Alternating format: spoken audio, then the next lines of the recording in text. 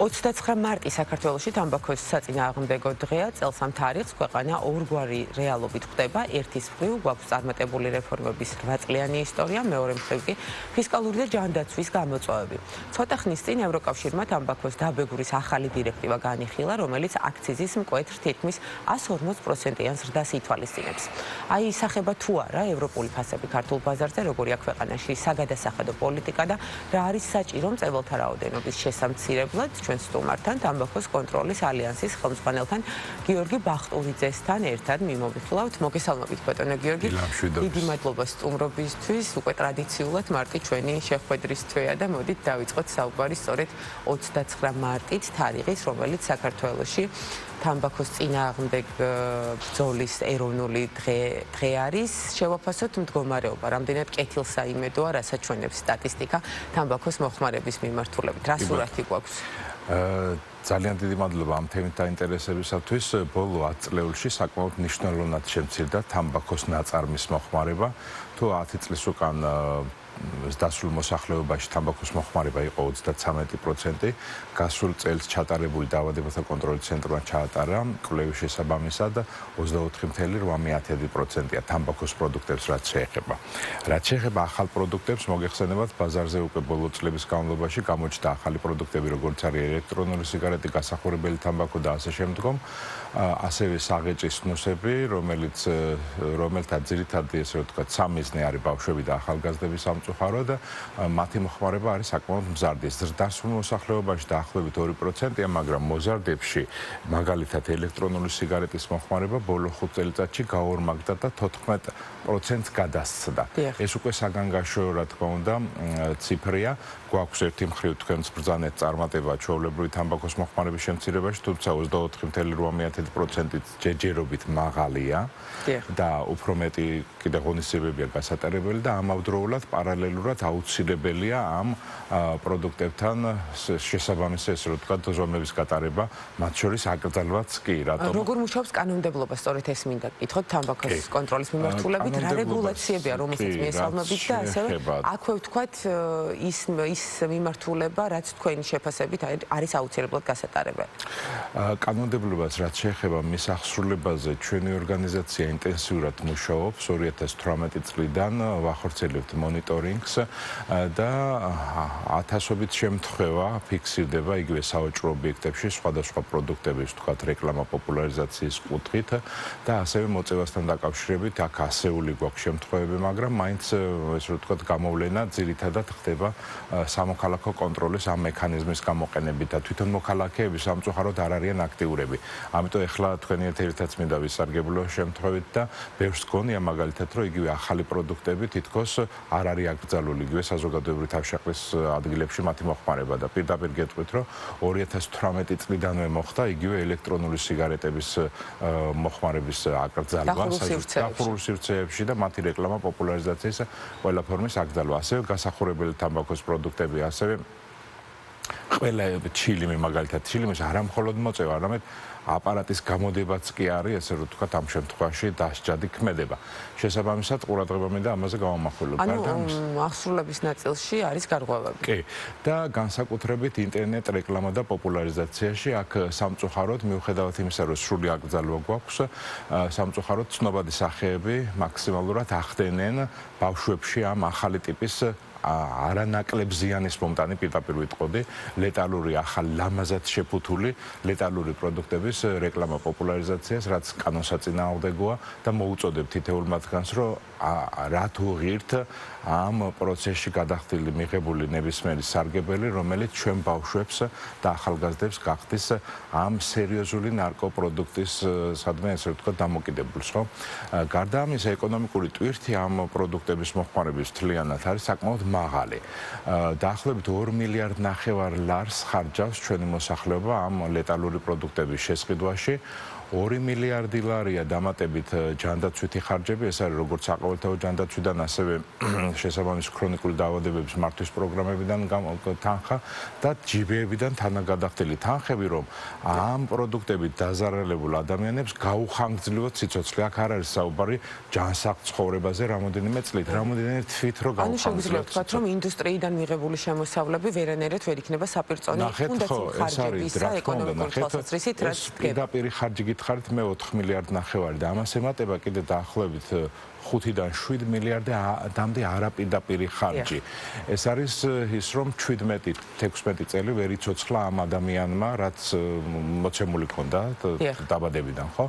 იმის გამო, რომ ამ პროდუქტს მოიხმარდა და მას შეეძლო ამ პერიოდში შეექმნა დოლარი. ეს არის ნაანგარიშები ეკონომიკურად და აღმოჩნდა, რომ არაპირდაპირი ზარალი არის 5-დან 7 მილიარდამდე.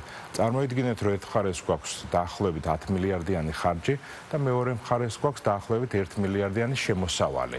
არანაირად საპირწონე ეს პროდუქტი არ არის არც ეკონომიკური თვალსაზრისით, არც მორალური თვალსაზრისით, იმიტომ რომ დაახლოებით უკვე 10,000-მდე ადამიანი გვეღუპება ყოველწლიურად. 11,000 იყო კი შემცირდა, მაგრამ ტვირთი სიკვდილობაზე და ავადობაზე დარჩა მაინც ჯერჯერობით მაღალი. ამის თქმა მინდა და საკმაოდ პრობლემატურია იგივე სახელმწიფო დონეზე, იგივე ეკონომიკის სამინისტროში, რომ ეკონომიკური აზროვნება არ არის წამართველი და თვითონ კონკრეტული ბიზნესის ინტერესებია პრიორიტეტი განსაკუთრებით ბოლო წლების განმავლობაში და ამის გამო არის, რომ ჩვენ გვაქვს შესაბამისი ინიციატივები და თუ პოლიტიკური ნება იქნა, რა თქმა უნდა, და თუ მართლა ადამიანი განსაკუთრებით ბავშვების სიცოცხლე და ჯანმრთელობა პრიორიტეტი ამ ქვეყანაში, მივხვდებით იმ გადაწყვეტილებების მიხედვით, რაც მოხდება, ხო?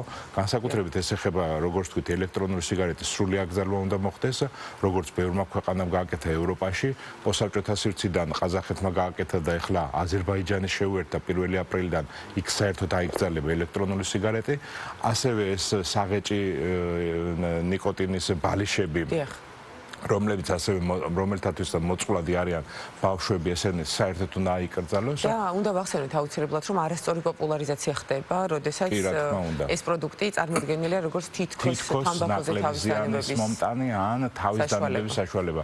ეს არის აბსურდი. ნიკოტინი პირიქით ძალიან მაღალი კონცენტრაციით არის ამ პროდუქტებში, მათ შორის გასახურებელ თამბაქოს პროდუქტებში.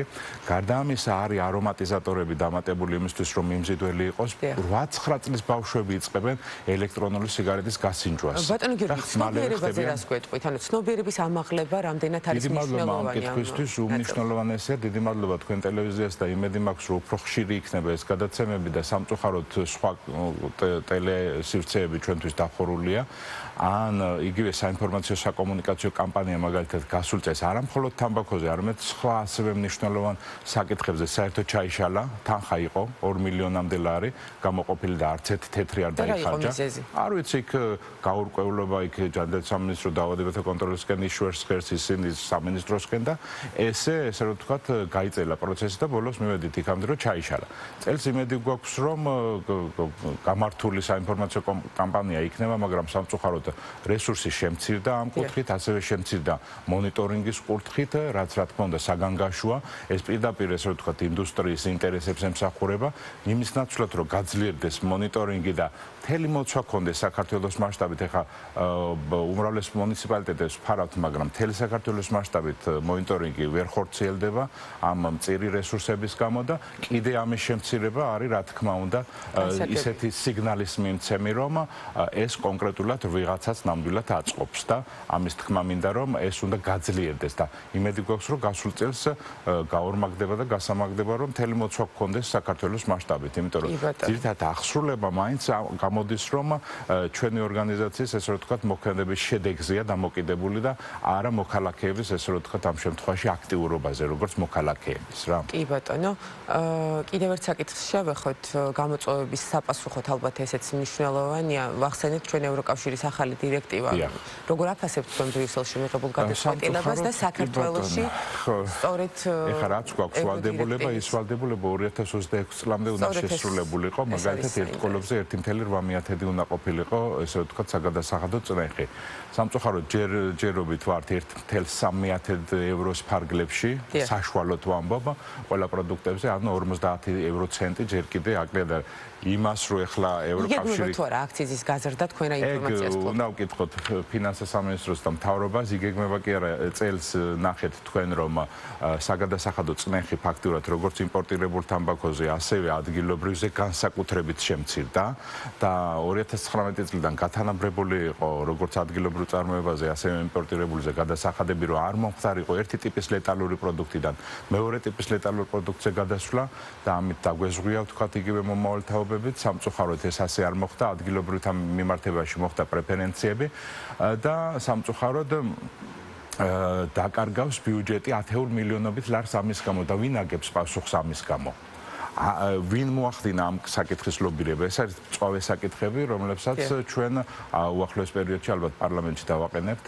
არის სპეციალური ესე ვთქვათ საბჭო, სამეცნიერო საკონსულტაციო და ამ საბჭოს ფარგლებში პარლამენტი განიხილავს ხოლმე ამ საკითხებს და მოწვეული იქნებიან აღმასრულებელი სტრუქტურის წარმომადგენლები და ვნახოთ იქ გაიმართება მსჯელობა და იმედი გვაქვს, რომ საზოგადოებრივი ჯანდაცვის ინტერესი დაბრუნდება პრიორიტეტად, როგორც გითხარით, სამწუხაროდ ამ ბოლო წლებში მხოლოდ ფინანსური ინტერესი, ამ ბიზნესის ფინანსური ინტერესია პრიორიტეტი. მოდით ჩვენი ეთერი გამოვიყენოთ იმისათვის, რომ მომხმარებელს მივაწოდოთ მაქსიმალურად ამოწურავი ინფორმაცია, მოკლედ და მარტივად რამდენად არის ვერ გეტყვით, მაგრამ რამდენად არის შესაძლებელი და რა გზებით თამბაქოზე თავის დანებება. ესეც სუსტი წერტილია, ამ შემთხვევაში ძალიან მწირია რესურსი, იგივე ცხელი ხასის დაფინანსება არის საკმაოდ მწირი, რო გითხრათ ახლა კაპიკებზე ელაპარაკი, სამწუხაროდ და არ არის მძლავრი სისტემა, ასევე თამბაქოზე თავის დანებების შესაბამისი სერვისები არ არის გამართული. ეხლა პირველად ჯანდაცვაში უნდათ მათი ინტეგრირება და ვნახოთ რა გამოვა. თუ რესურსი არ იქნება, რა თქმა უნდა, რთული იქნება. ცხელი ხაზი არსებობს 116.01 ასევე მობილური აპლიკაცია თავს ვანებებ ორივე ტიპის ესე ვთქვათ მომხმარებლისთვის და რა თქმა უნდა ამ შემთხვევაში მეც მზათა ვარ მაქსიმალურად ესე ვთქვათ დაუდგე გვერდში ნებისმიერ ადამიანს.